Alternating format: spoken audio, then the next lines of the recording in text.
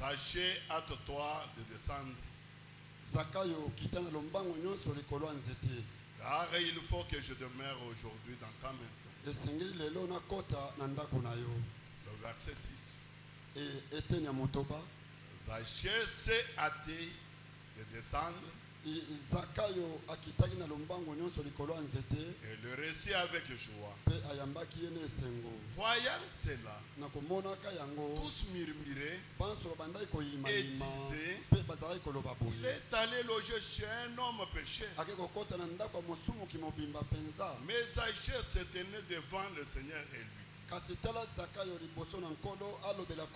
voici, Seigneur, j'ai donné aux pauvres la moitié de mes biens. Et si j'ai fait tort de quelque chose à quelqu'un, je lui rends le quadruple.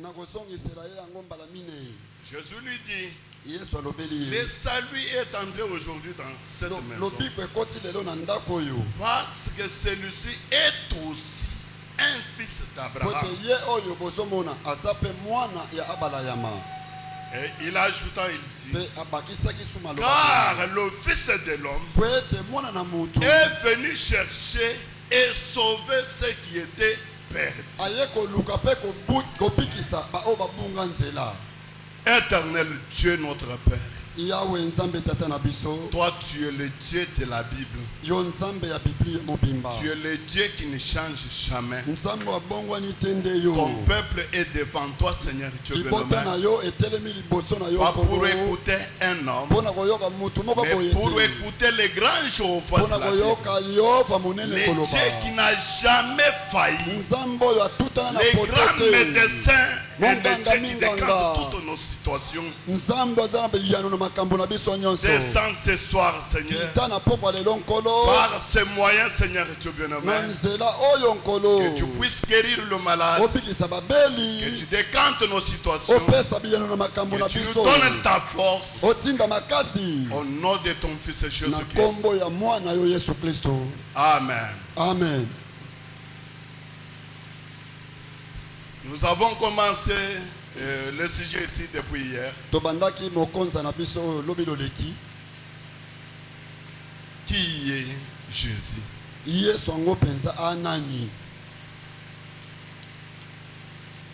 Jésus Christ en Israël, il y avait des gens qui taxaient Jésus de Belzéboul. Il y avait des gens qui ne considéraient pas même sa présence. C'est pourquoi quand la sœur Rebecca, comme elle avait l'habitude de prier pour son mari Zachée, frère Branham a dit, la prière de Rebecca, cette prière-là a amené que Zachée puisse chercher là où Jésus se trouve. Pour qu'il puisse un peu voir qui est Jésus.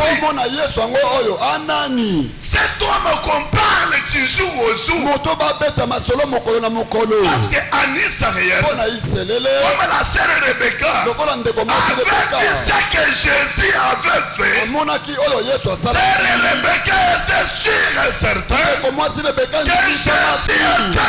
Jésus était le Messie.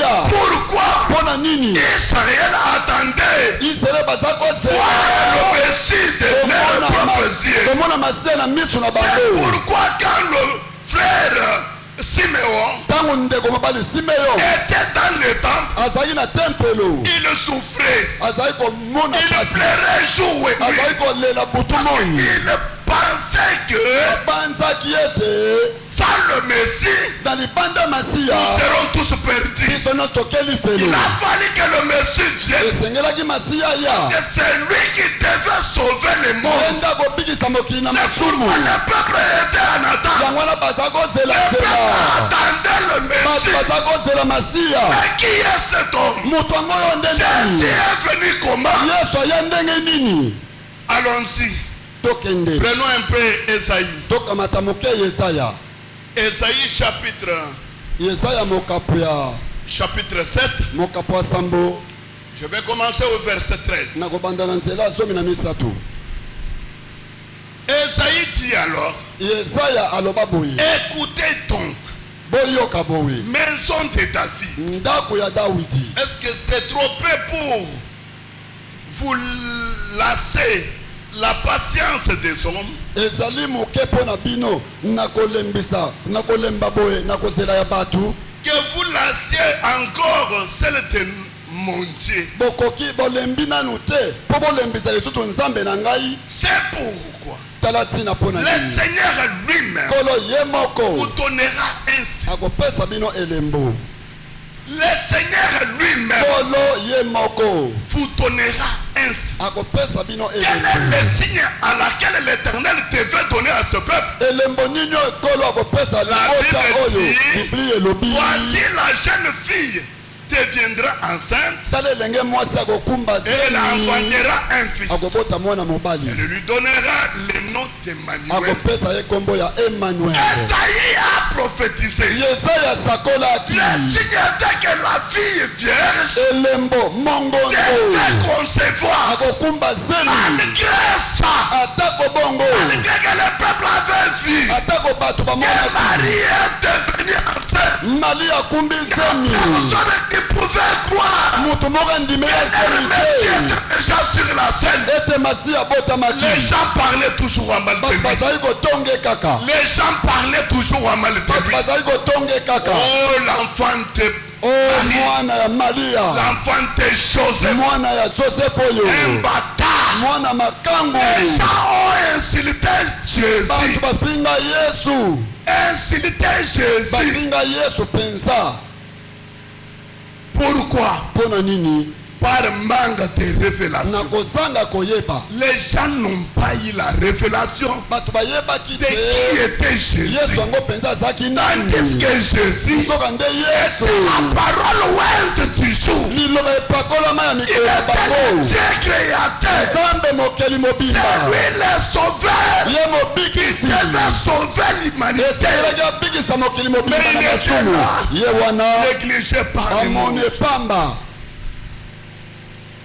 Avançons. Topusa na mwa liboso. La prophétie devait continuer. Lisakoli esengelaki On devait ekota. continuer avec la prophétie. Basengelaki bakoba na lisakoli. Nous pouvons prendre encore Esaïe Tozwa lisusu Yesaya au chapitre 9, na mokapo ya libwa verset 5. ete na mitano. Esaïe, Dieu lui a donné encore une vision. Esaya nzambe apesi lisusu emononeli Il dit mosusu. ceci. Alobi boye. Car un enfant nous est né. Po ete mwana bebe Un abotameli fils nous biso. est donné. Mwana kokola apesameli Cet biso. enfant-là, Mwana o il bebe devait être comme o Esaïe. esengelaki azala ndenge nini. Esaïe dit, Yesaya alobi la domination reposera sur son épaule. nguya kokonzela On likolo ya lipeka na l'appellera ye. admirable, Bakobenga ye ya kokamwa. conseiller, Mopesi toli. Dieu puissant, Nzambe na et nguya. Père Tata éternel, ya seko na prince seko. de paix. Mokonzi na kimia. Malgré ce que Esaïe avait Atako prophétisé, oyo Yesaya alobaki. les pharisiens l'insultaient toujours. Bafarisai bakoba kofinge kaka. Amen, Église. Amen eklesia. Même ce soir, Ata na pokwa c'est lelo. par rapport à ce que vous prenez Jésus. Comment vous prenez Jésus? Ezali kotelela yo ozozwa Yesu ndenge C'est nini. par rapport à votre manière que vous considérez Jésus. Ndenge ozozwela Yesu wana nde kozwela pe C'est eyano. par rapport à votre manière que vous parlez de Jésus. Ezali ta ndenge olobaka na ntina Yesu yango. Parce que Jésus, Po Yesu il est l'unique. ye moko kaka na mokili oyo. Ye moko Il n'y a kaka. personne qui dépasse Jésus. Moko tako leke. Amen, Église. Amen eklesia. Malgré ça, les gens l'insultaient toujours. Atako bongo bakoba kofinge kaka. L'enfant bâtard, Mwana makangu. Belzéboul, Yaya milimu mabe. le roi des démons. Mokonzi milimu mabe. Mais le Messie, Nzoka nde masi ya mobimba en ye train de wana. vivre autour de Ye wana bazofinga. Arrivé, nous pouvons encore ajouter, Tokoki kobakisa lisusu parce que je voulais vous montrer l'origine de cette venue du Messie. Comment Dieu avait déjà annoncé. Comment la Bible avait déjà annoncé sa venue. Parce que le péché était dans le monde. Il a fallu que Dieu lui-même, il a fallu que Jéhovah lui-même puisse descendre pour sauver l'humanité. Pourquoi? Parce que quand Adam avait péché, Dieu ne pouvait pas sauver l'homme état esprit. Il ne pouvait pas payer le prix en étant l'esprit. Il devait prendre le chair, un corps de chair, pour partager des douleurs avec l'homme. Et après, payer le prix. Voilà ce que Jésus est venu faire. Payer le prix. Il ne pouvait pas prendre la place de l'homme en étant l'esprit. C'est pourquoi vous allez voir que les Juifs pleuraient beaucoup. Ce n'est pas pour rien. Parce que quand l'homme a péché, il faut amener quelque chose auprès des sacrificateurs. Les sacrificateurs dans ce temps-là, non, ils ont mangé la viande. Parce que les sacrificateurs ont mangé vraiment la viande. Parce que chaque fois quand tu commets le péché, pour être pardonné, il faut amener l'agneau. Et quand vous amenez cet agneau, vous mettez vos mains sur l'agneau et le sacrificateur va égorger cet agneau jusqu'à ce que cet agneau peut à la fin de sa vie. C'est par là que le sang tombe sur tes mains.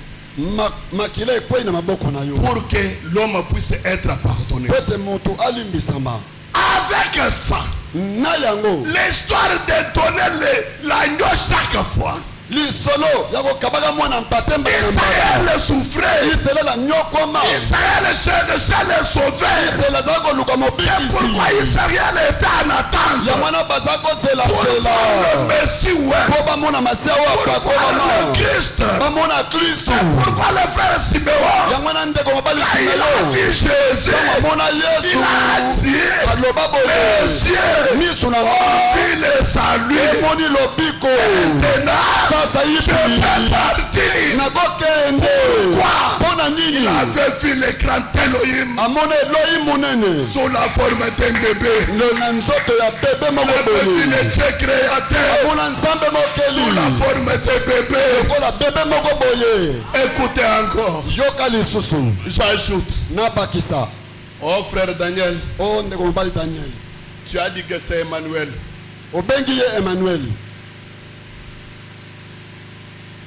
Mais ça vient tout. Pour que tu dises qu'il devient Jésus. Avant de dire ça, je lis Esaïe. Encore. Esaïe 35. Verset 4. Écoutez ce que Dieu dit. Il dit, dites à ceux qui ont le cœur troublé, prenez courage. Prenez courage. Ne craignez point. Voici votre Dieu. La vengeance viendra. La rétribution de Dieu. Il viendra lui-même. Il viendra lui-même et vous sauvera. C'est pourquoi Israël pleurait. Il pleurait. Dieu devait descendre lui-même pour sauver l'humanité. Et la Bible dit, alors s'ouvriront les yeux des aveugles, s'ouvriront les oreilles des sourds, Alors le boiteux sautera comme un cerf. La langue du muet éclatera de joie. Les gens attendaient toujours. Attendaient pour voir le Dieu créateur qui devait descendre. Il devait descendre lui-même pour sauver l'humanité. Marie a conçu. Nous prenons maintenant Matthieu, chapitre 1er. Qui croit que Gabriel c'est un ange de Dieu? Écoutez très bien. Dans Matthieu, il dit ceci. Comme il y pensait, c'est au verset 20. Comme il y pensait, un ange du Seigneur lui apparut en songe. Parce que c'est Joseph qui était le fiancé de Marie. Et il dit, Joseph, fils de David, ne craigne pas de prendre avec toi Marie. Marie est ta femme. Car l'enfant qu'elle a conçu, Marie était vierge. C'est que Marie était l'accomplissement d'Ésaïe 7. Marie était la chair Dieu prend la chair d'Ésaïe 7.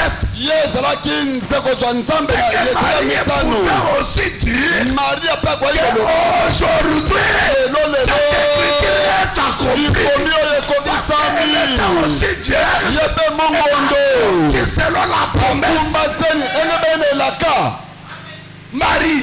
Marie a conçu selon la promesse d'Ésaïe 7.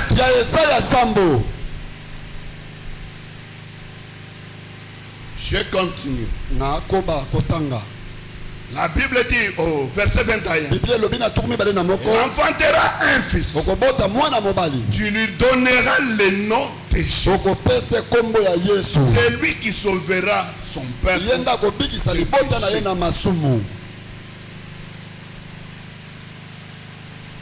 Toutes ces promesses ici, toutes ces promesses ici est venu jusqu'à Jésus.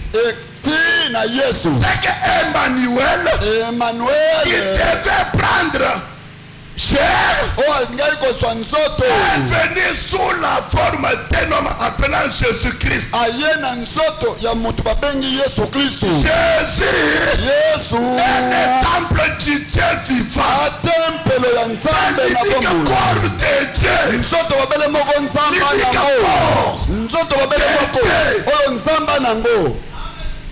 L'unique corps de Dieu. Dieu lui-même. Il a créé son corps. Et c'est le corps de Jésus-Christ. William Branham a dit, sans Jésus-Christ, il n'y a personne qui sera sauvé.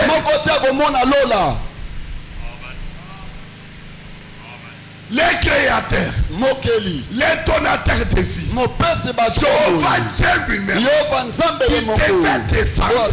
qui devait descendre pour sauver l'humanité. L'ange Gabriel est venu. Il a dit, vous lui donnerez le nom de Jésus. C'est lui qui sauvera son peuple.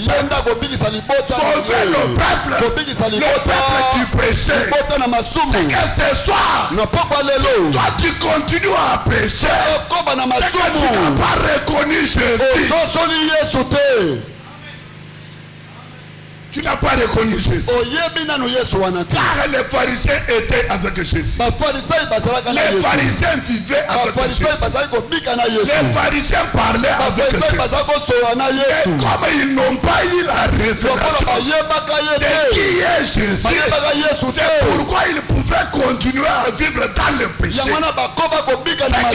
Avec la révélation, tu peux voir que le Messie, le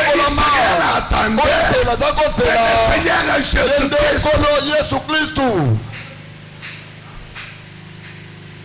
Frère Branham. Ndeko Branham. Dis-moi d'abord. Lobelangana mukena yoka. Si par hasard. Soki na poisa. Sans Jésus. Kozanga Yesu ngo oyo. Est-ce que mes péchés seront effacés? Soki Yesu oyo te yebisa ngai masumu na ngai yo pe ekolimbisama.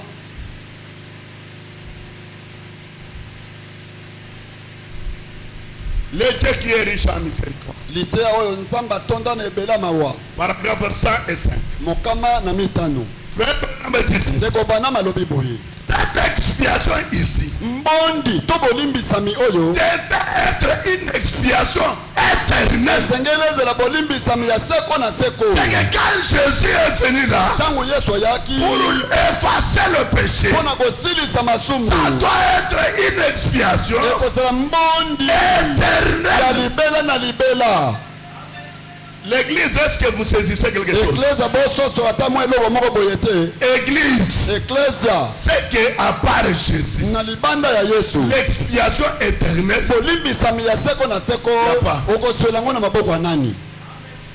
il l'a déjà fait une seule fois. C'est pour l'éternel. Et si vous ne pouvez plus rentrer avec des agneaux dans le temple, peut-être devenir le marché. Parce que c'est lui qui Israël attendait. Verser le prix. Le prix. Expier le péché.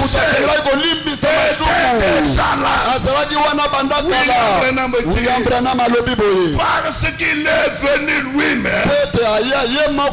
Lui-même est venu pour la forme d'une chair de péché pour faire une expiation éternelle. Il est venu. Il a pris un corps de chair. Il a accepté de porter un corps du péché. C'est pour faire l'expiation éternelle.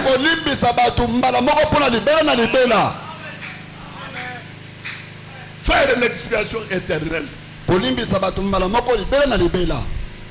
Quand Jésus te déjà pardonné, tu es déjà pardonné.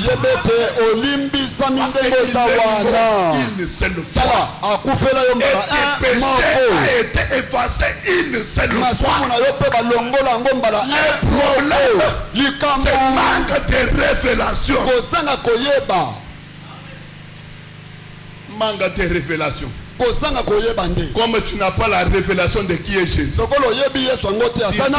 nom. Même quand tu sais très bien que Dieu est en train de mentir. Mais tu dis qu'au nom de Jésus, tu prends Jésus comme ton ami. On t'attend ce soir. On t'attend ce soir. La parole. Car Dieu lui-même a déjà versé son sang. Il a déjà payé le prix. Le prix de tes péchés, ça a été déjà payé. Mais pourquoi tu continues dans cet état-là où la haine est pleine dans le cœur?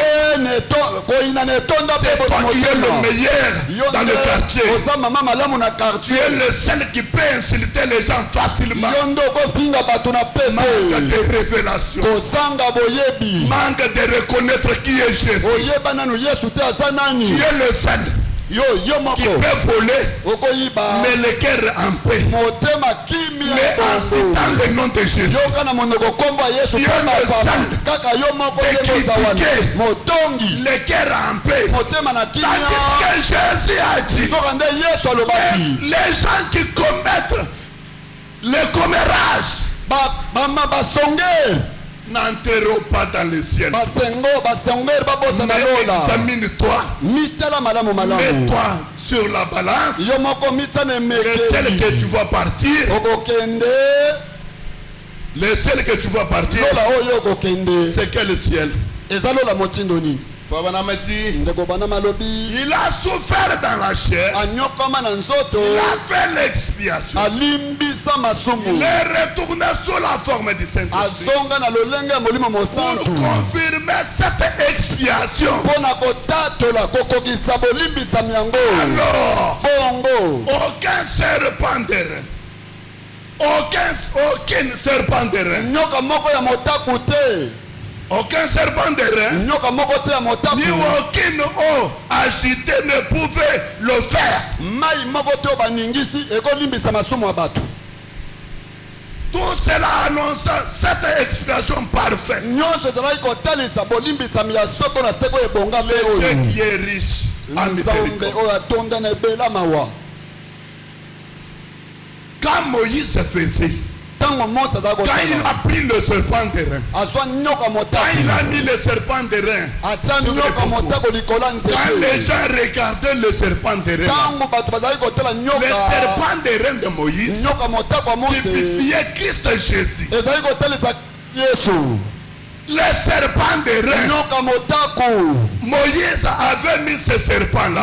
C'est que quand il faisait le péché, quand il a mis un rupture de serpent, il pouvait aller seulement et regarder le serpent par la prière. Regardez seulement le serpent et il est guéri totalement. Il est guéri complètement. Jésus-Christ, il est plus que le serpent de Moïse. Il est plus que le serpent de Moïse. Il est plus que l'eau qui purifiait les gens. Ce soir, tout est possible. Je crois que le même Jésus, il peut agir ce soir pour effacer tes péchés. Effacer tes péchés.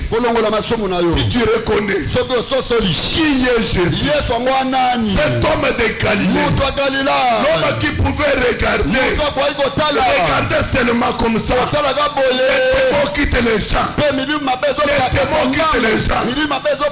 nous avait promis, les œuvres que je fais, vous les ferez aussi, que l'église, l'épouse, il a la possibilité de faire quitter les esprits impies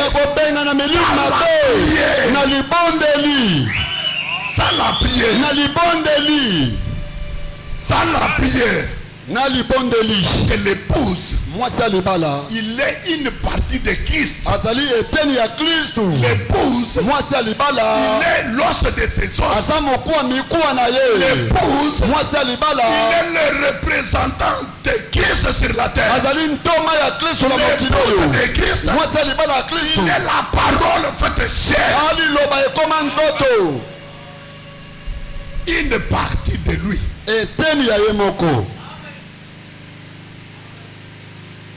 Mes amis, revenons à la parole. L'état est venu où on ne doit pas prendre le nom de Jésus en vain.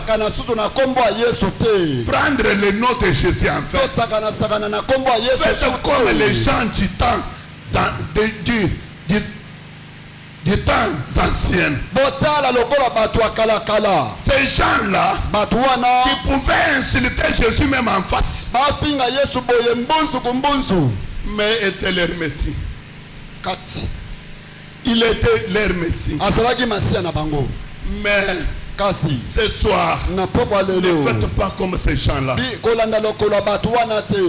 Frère Branham, sinon je prends, pardonnez-moi, Jean de Patmos. Fabana me dit ceci. Paragraphe 144. La plus grande de toutes les révélations, c'est celle de la divinité.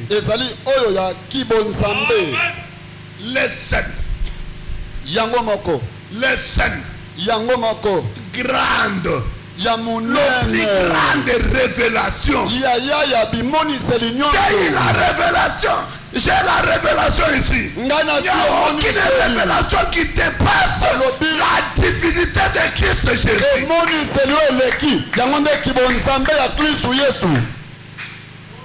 Amen. Amen. Amen. Amen. Même si vous avez quoi? Même si tu as l'habitude de marcher sur le fil. Même si c'est toi qui donnes des prophéties réelles. Il n'y a aucune révélation qui dépasse la révélation de la divinité de Jésus.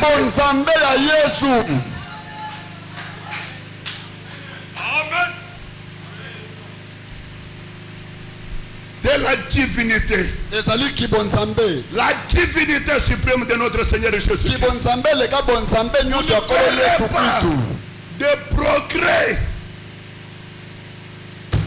Vous ne ferez pas de progrès. Écoutez très bien. Si vous avez l'habitude de dénigrer la divinité de Dieu, vous avez l'habitude de dénigrer ce que Jésus a fait. Vous avez l'habitude de diminuer. Écoutez ce que le prophète dit. Je recommence. La plus grande de toutes les révélations, c'est celle de la divinité. La divinité suprême de notre Seigneur Jésus. La divinité suprême de notre Seigneur Jésus-Christ. Vous ne ferez pas de progrès tant que vous n'aurez pas cru à cela. Si tu ne crois pas, c'est la plus grande révélation. Toi, tu seras toujours comme ça. Tu vas rester mental. Parce que frère Branham dit, la progression vient quand vous croyez que l'Éternel Jéhovah est notre Seigneur Jésus-Christ. C'est par là que tu peux progresser.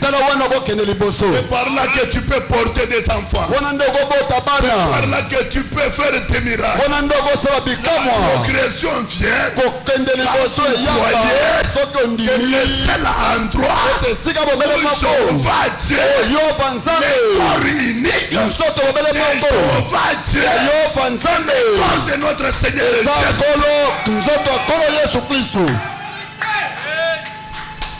Le seul corps de Dieu lui-même, c'est le corps de Jésus.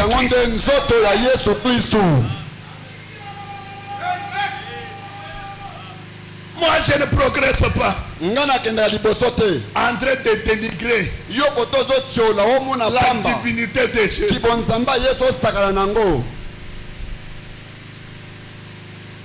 William Branham dit, vous sortirez. C'est pourquoi Pierre a dit, répentez-vous. Puis voyez la divinité. Soyez baptisés au nom de Jésus pour le pardon de vos péchés. Alors vous serez prêts à entrer dans l'esprit.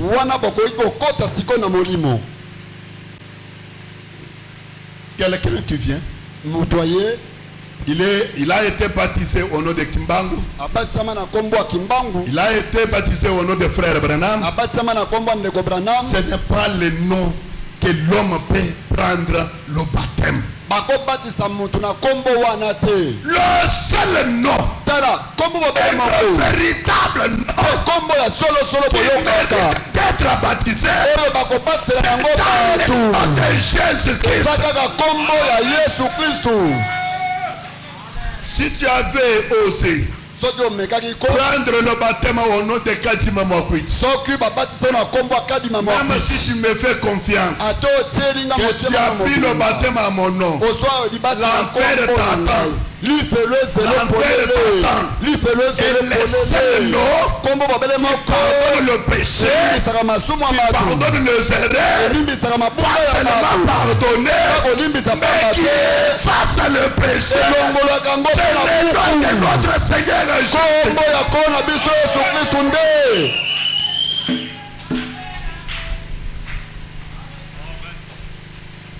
Le nom de Jésus-Christ. Le nom de Jésus-Christ. Le nom d'Emmanuel. Le Seigneur Dieu qui est avec nous. Ce soir, si vous croyez que le grand Emmanuel est au milieu de nous ce soir, tout est possible. Tout est possible. Tout est possible. On a fait un jour. Demandez à Jésus. Mais tes disciples ne gênent pas. Tes disciples n'ont pas l'habitude de prier. Pourquoi tes disciples ne prient pas? Il dit, quand l'époux est avec son épouse, il va faire que le travail. Mais attendez, quand l'époux sera enlevé, vous le verrez. Mais toi, tel que tu es là, la prière, c'est quelque chose qui te fait fatiguer. L'épouse remplace l'époux. Priez beaucoup. À l'absence de l'époux, c'est que l'épouse va interpréter. Il va prier pour ses frères. Il va prier pour ses frères. Que tu es sur la terre pour le moment. La forme unique, c'est toi et moi. Toi l'épouse de Christ, il y a la possibilité d'agir maintenant. D'agir maintenant. Et faire quelque chose pour les frères qui sont que Dieu vous bénisse. Que Dieu vous bénisse. Ce soir, c'est de tout cœur que je crois que le Dieu immuable, le grand Jéhovah, qui était en Israël,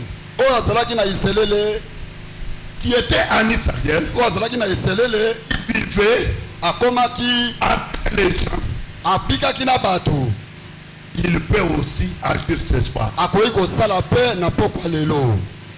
Jean-Baptiste, lui qui était le prophète Matthieu, lui qui avait présenté Jésus, même en cours de route, il a dit à ses disciples, voici l'agneau de Dieu. L'agneau de Dieu est là. Mais Jean, quand il a perdu la vision, quand il a perdu la révélation, Jean a envoyé ses disciples. Allez d'abord lui demander, c'est lui ou c'est quelqu'un d'autre? On va attendre, nous sommes déjà ici enfermés. Non, Jean, ce soir je te dis, c'est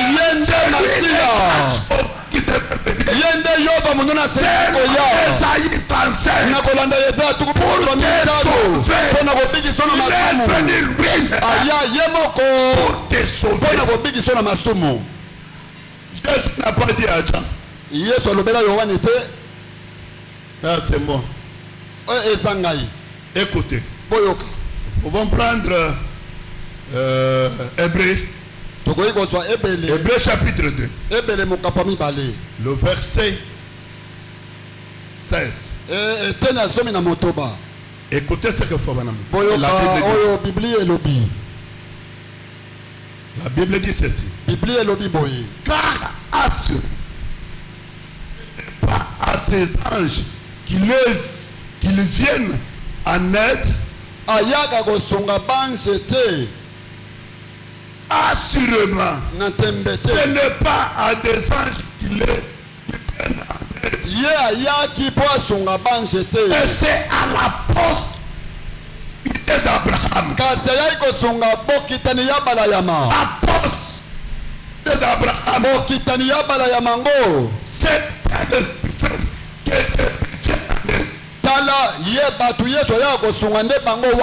Hébreu dit en conséquence pona yango il a été rendu semblable à toute chose à ses frères. akomaki na makambo nyonso akokanaki na bato afin qu'il fît un souverain sacrificateur po ete azala nganga nzambe monene et fidèle dans le service de Dieu. atikela kokangama na mosala na nzambe mpo na kosala bolimbisi ya masumu nyonso bato basala na mokili oyo. Est-ce que vous entendez? bozoyoka makambo oyo to bozoyoka quelque chose. bosimbi ata mwa eloko moko boye. Vous avez saisi quelque chose ici. La venue de Jésus. Dieu est venu lui-même là. Il est venu pour expier. C'est ce que Jésus est venu faire. Il est venu pour prendre un homme, pour prendre le corps de l'homme, les sanctifier, pour que demain l'homme retourne dans la même histoire. Qui est cela définitivement? Si tu reconnais le ton de Dieu, et si tu as eu la révélation ce soir, et réellement la façon dont tu vivais, la façon dont tu prenais Jésus, ce n'est pas une bonne manière. Ta place c'est ici. Ta place c'est ici. Ma place c'est ici. Jésus-Christ, il est l'unique. L'unique Dieu adorable. Il n'y a aucun homme qui dépasse le nom de Jésus. L'unique. Le sauveur, le créateur, celui qui a créé toutes choses, c'est lui l'éternel Jéhovah, c'est lui le grand Emmanuel, c'est lui le Dieu qui ne change pas, c'est lui l'alpha et l'oméga, il est le Père éternel, il est le grand Jéhovah de la Bible, il est l'unique. Recevez-le ce soir. Recevez-le ce soir. Il a décanté toute notre situation. Mettez-vous debout. Jésus. Moto ya Galilai.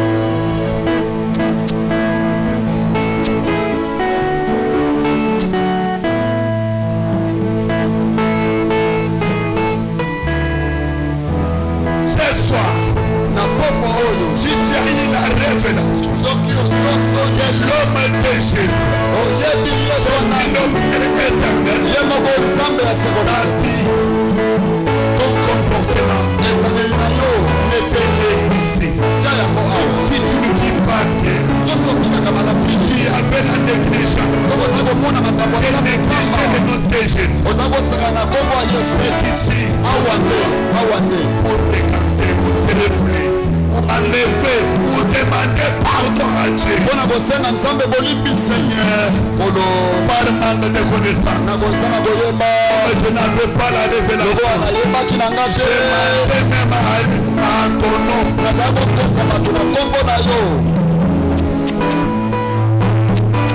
Parlez à madame au nom de Jésus.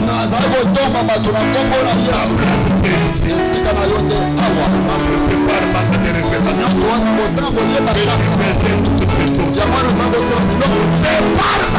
révélation.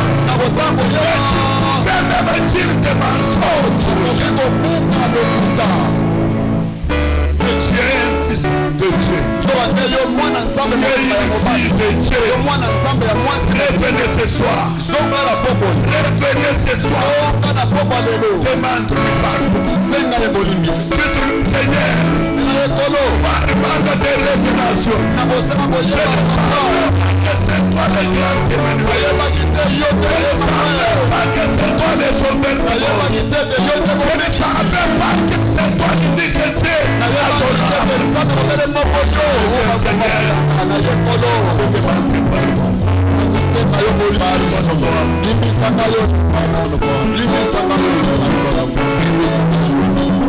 Veux-tu être affranchi du péché? La force dans le sang, la force dans le sang. Veux-tu avoir la victoire sur le mal? La force merveilleuse dans les il y a force dans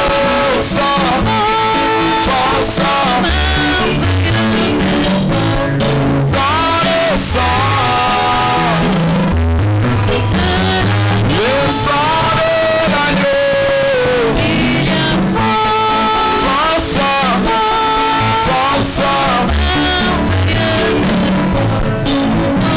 le sang des cieux. Chantons, il y a force dans le sang,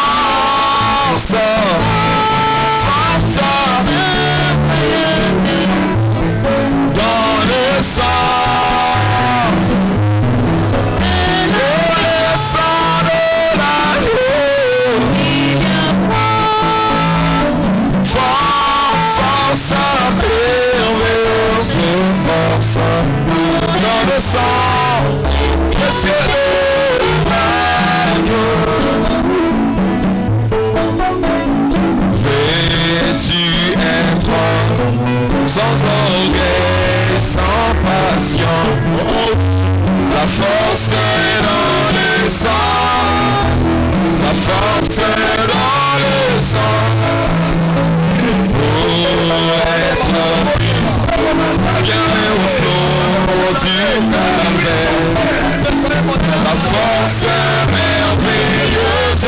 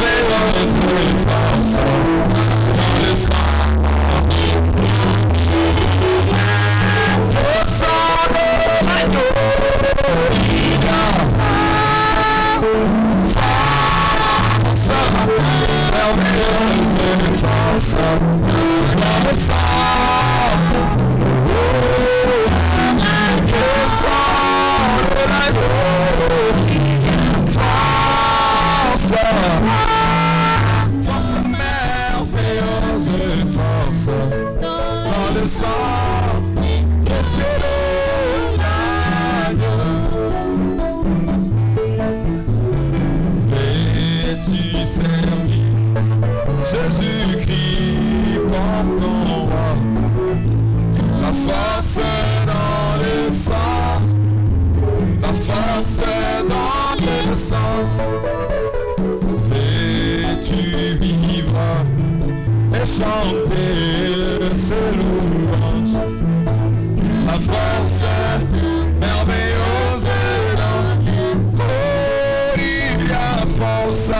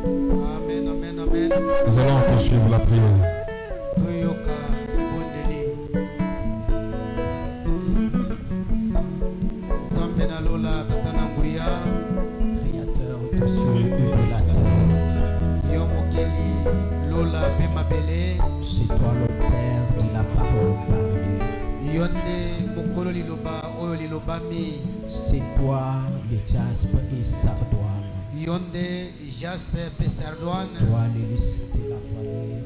Yonde Fololo ya Lobwako. C'est toi l'étoile brillante du matin. Monzoto Muyumangia kana tongo C'est tongo. toi la lumière du soir. Yondo zali pole na pokwa. Nous te sommes infiniment reconnaissants Totondio kozanga suka o nzambe na biso. de ce que tu nous as interpellés par ta parole. Na oyo yo ozemboli matoi na biso na nzela maloba na yo. Bien-aimé, Na yango molinga binzambe. c'est une semence, oh Dieu. Liloba na yo zali mumboto o nzambe. Père, que nous demandons à ce que ça puisse tomber dans la terre fertile Tosengete maloba na yo ekweye na mabele ya mumboto malamu. afin de produire les fruits dignes de l'évangile. Poete ebota mbuma oyo elongobani na sango malamu molinga binzambe. Tu as dit comment, oh Dieu, la pluie tombe et n'arrose, ne peut jamais manquer d'arroser la terre. Lokolo bakila olengete soki mbule kwei ebeti.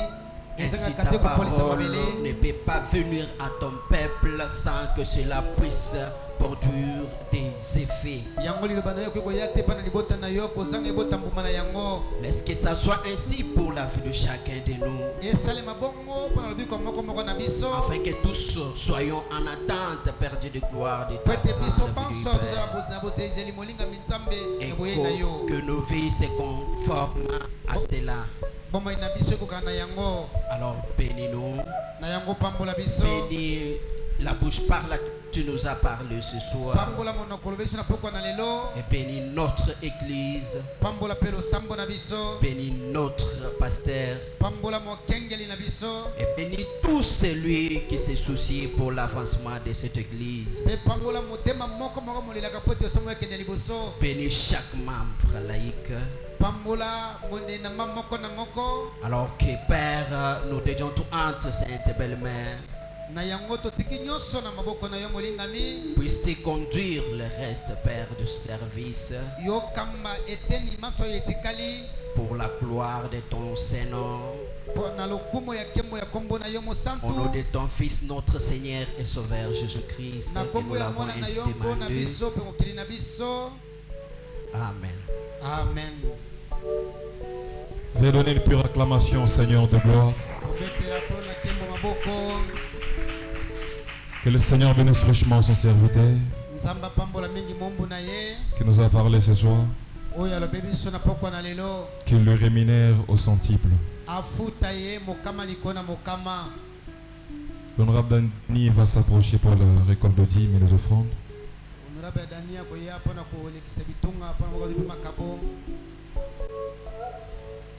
Nous allons prier le Seigneur. Éternel Dieu Tout-Puissant, tu es le donateur de tout parfait, donc selon. Après avoir écouté ta parole pure, Seigneur, et voici nous voulons vivre une portion de ta parole, Seigneur. Viens bénir chaque main qui sera plongée dans ces corbeilles. Bénis celui qui manque aussi, Seigneur, afin que prochainement il puisse vivre ta parole. Nous demandons au nom du Seigneur Jésus-Christ. Amen. Amen. Là c'est pour les offrandes ou les dîmes.